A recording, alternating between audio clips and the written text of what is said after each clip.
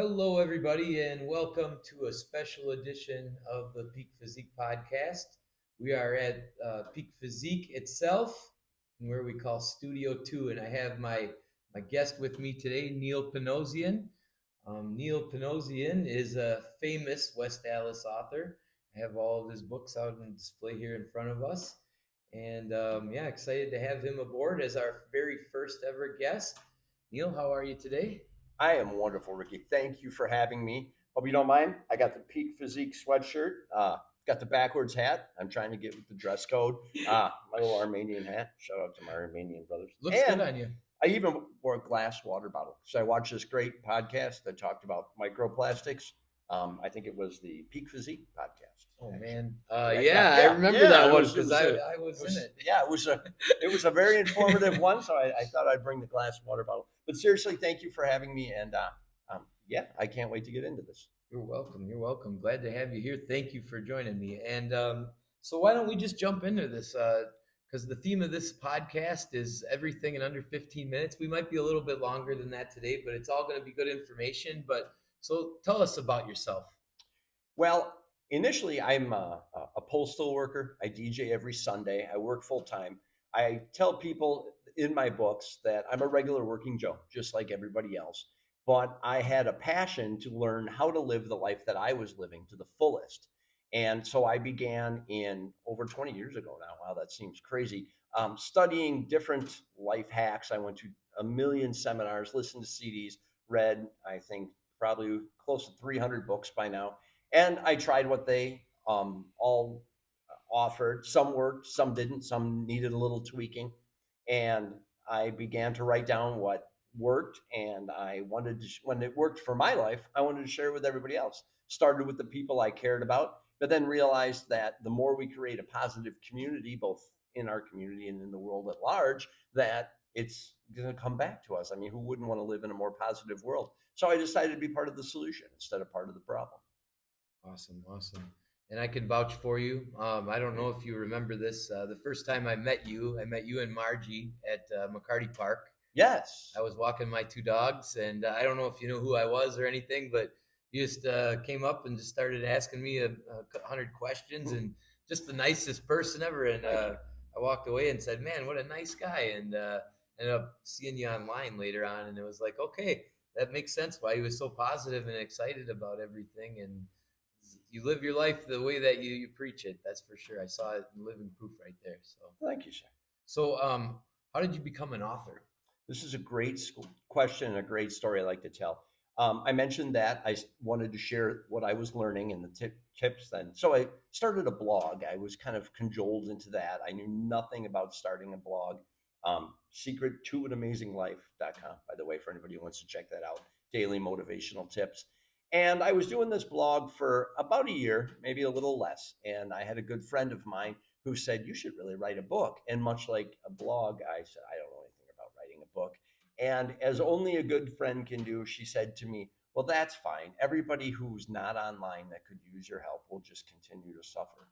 And so I was like, well, kind of guilt tripped into it. But once I got the book, I realized that it opened a lot of opportunities to reach a lot of different people. Even the demographic on my both on my podcast and on my blog is actually people from the ages of 40 to 60, and a lot of them like started out reading my books, and it's a great way to get your foot out there and introduce yourself to people, and they can read it at their own leisure. They can take it with them. It's like kind of taking you home, for lack of a better comparison.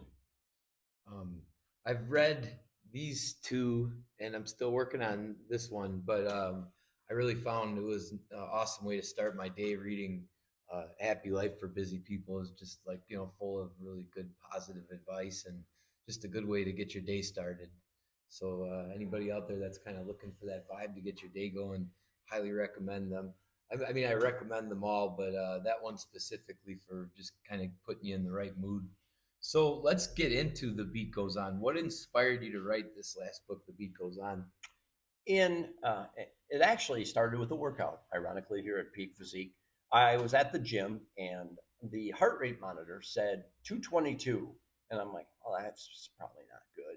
And I happened to be wearing a my zone. So I said, well, maybe the machine's messed up. And it wasn't. It was like 198 on my zone. So I called the hospital and they said, get in here now. And when I was in there, the doctor said, do you know that you have a deformed heart valve? And I did not. And he said, well, you've had it since you were born. And it was 40 plus years to discover that. And he said, I also had an aneurysm. And if it exploded, that would be extremely bad news, could be fatal. Said they were just going to watch it, and it gets to a certain size, then you got to have open heart surgery, which I wasn't really looking forward to. That was in 2018. Um, and in 2021, I made a feeble attempt to get my heart medicine reduced. I'm not a big pill taker, just me personally, but it has a tendency to make you sleepy. So I asked the pharmacist, and she said, contact your cardiologist. And so I called him, and he said, I'll make you a deal. You come in for another exam, we'll cut it if it's okay. I had been coming in for the 3 years in between, and they just always said, yeah, you're fine. Come back later. Well, so that's what I figured would happen this time. Well, lo and behold, no, I needed surgery. And so once you know, like, hey, you're going to have open heart surgery, it's a scary thing to face. And you go through a lot of emotional things because they even warn you you could not come back. And so here you are 2 months down the road, you're going to have this very dangerous surgery, and a lot of it goes emotional. And luckily for me, in my insanity, my lovely lady who goes to the gym, Margie, hi out there. Margie's out in the background over here. Hi, Margie. She was wise enough to know that when something's in my head, the way that I deal with it best is to write about it. And so she actually ordered me a journal and surprised me with it. And on the journal, what was written on there was "The Beat Goes On," which ended up coming the title of the book. And I chronicled my journey just for anyone in the future who might have to go through the same endeavor, and they can understand what goes into facing any dangerous medical situation. But it's far more than that, because it made me realize that life is fleeting. We never know when the time is up, and that you should.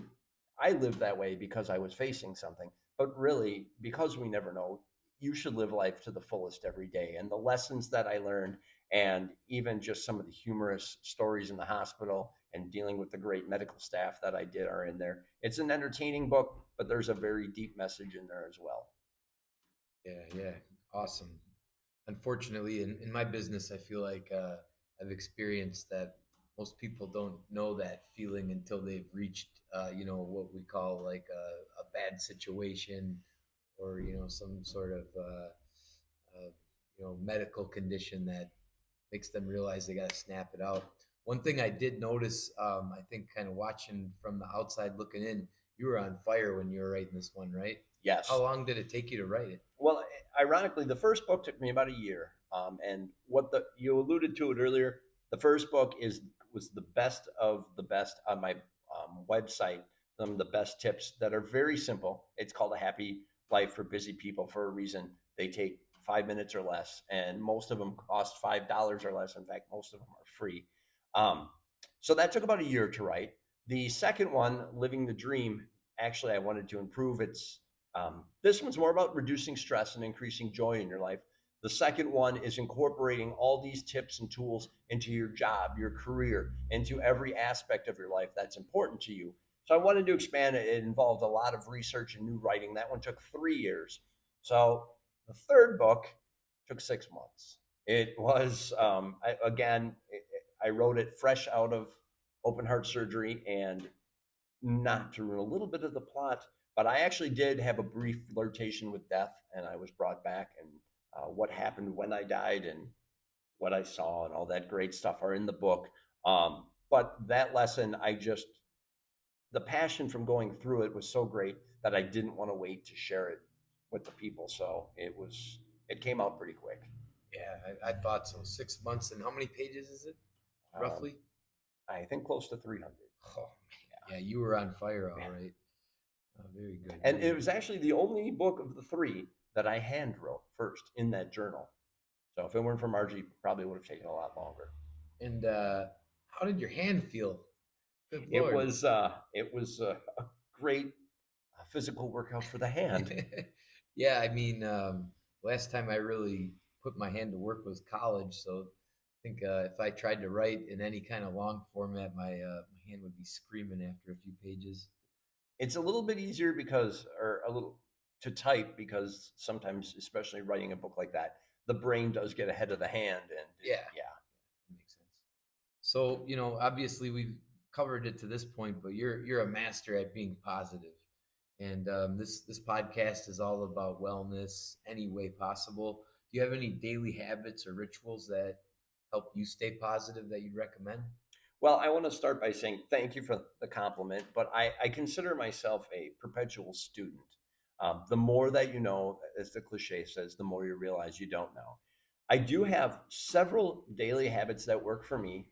One of the main ones is I listen or read something positive every day. This may seem like a little bit of overkill, and people say, "Do I really have to do it every day?" But you either one of two things happens. Either I learn something new, a new tool or secret to improve my mental health or to deal with stress or increase joy, or I'm reminded of something I already know that through the busyness of life we might forget. Not to mention through technology, through the internet, social media, even sent right to our phones, we're often inundated with news and negative aspects of the world. So it's good to start. You have a choice. You can start your day with something positive. I would recommend that for anyone, and a little bit of physical activity. I love going for walks, especially out in nature. Today with the rain might be a little questionable, but I love being out in nature. I love getting, it's proof that exercise releases wonderful feel good hormones in you, dopamine, serotonin, gets the body going, the blood pumping, and I I really didn't think pay that him to helps say as well. that. Yeah, no, he did not. It is a personal thing though that I do every day, and it doesn't have to be strenuous. Some days I just like going out for a hike and looking at nature and being out there getting some fresh air and some sunshine. It all really helps. 100%, 100%. And you when you were answering my question there, you said that you do the positive reading daily. It's almost like what you do with exercise, right? If you don't exercise daily, you lose that vibe that you're looking for from it.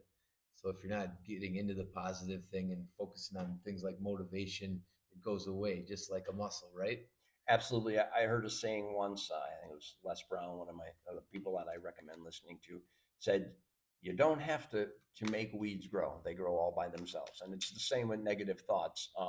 If you have a garden, you got to make sure you pull out the weeds, but you got to make sure you take care of the plants. And that's kind of in the world, the negative will show up. There will be challenges. So why not, start up here in a positive state and meet them in a better emotional state than just leaving it up to chance. Love it, love it. So daily habits of positivity, you guys, it's huge, especially if you are prone to depression and stuff. So going into that, when someone is having a bad day, what is one quick and easy tip you would give them to change their state right there? There is one or two things, activities that made it both in A Happy Life for Busy People and Living the Dream. And I'm just going to share two of them with you because they're totally customizable for everyone. And I personally use them again daily. The first one that occurred to me is called a happy playlist. Everybody knows when you hear certain songs, they're so powerful emotionally. You hear a song that reminds you of somebody you're in love with, you're feeling euphoric. If you hear a song that reminds you of someone that just broke up with you, you could be sad. And if you just turn on the radio and leave it to chance, you got a 50-50 chance it'll be good or bad. So I suggest creating a playlist of songs that make you happy, that put you in a good, and it's totally customizable for everybody. And you can add and delete as things go on. And that way, when you do find yourself in a negative emotional state or a challenging situation, all you got to do is put your headphones on. It's as simple as pushing play. And it won't, help you fix the flat tire or, whatever you might be facing, but it will put you in a better emotional state to face it. And it's enjoyable to do. It's a fun activity. The other thing, believe it or not, is social media. When I do live events and I give seminars, people say, yeah, I'm going to dump social media because it's a negative influence. And I'm the first to agree that there are a lot of negative influence on social media. But here's the thing, who controls what you see on your social media account? You do. So I suggest subscribing to things that fill you with joy, whether that's a page of unicorns and mermaids or puppies or fitness tips, motivational quotes. There are pages for everything. Sunny beaches. I subscribe to a lot of things that actually combine sunny beaches with motivational quotes. And so when you scroll through your social media every day, you're going to get a little lift instead of, I mean, there still might be like Aunt Myrtle and her medical stories she likes to share, or some political things that slips through the crack. But for the most part, and this is an axiom through all my work, instead of worrying about try to pull out the negative in life, worry about adding positive. One, it doesn't feel like a sacrifice. It doesn't feel like you're giving up something. And two, the more positive you have, the less room you have for something negative. If you eat more healthy meals, try to make sure you squeeze in one or two, you have less room in your belly for junk food. It's the same way with positivity and mental health. If you set aside time to work on your mental health, it's less time that you can be bothered by negative influences. So I definitely suggest those two. Create a happy playlist. You can do it on YouTube. You can do it on your iPod, whatever you have. Just toss a list of songs on, happy playlist, push play.